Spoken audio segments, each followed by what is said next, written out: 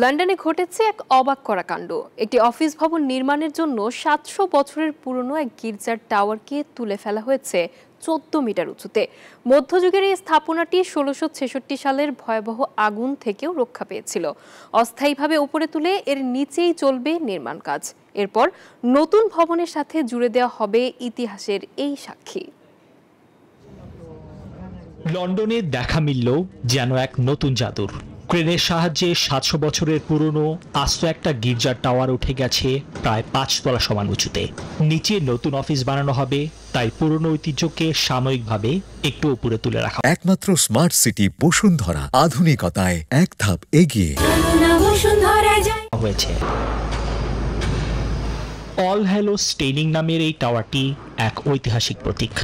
এতটাই মজবুত যে ১৬৬৬ সালের সেই বিখ্যাত অগ্নিকাণ্ডেও এটি পড়েনি, যখন আশেপাশের প্রায় সবকিছুই ছাই হয়ে গিয়েছিল।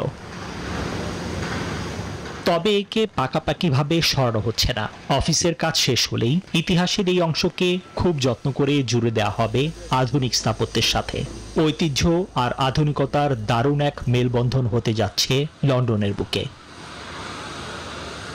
নিবির আমিন, নিউজ 24।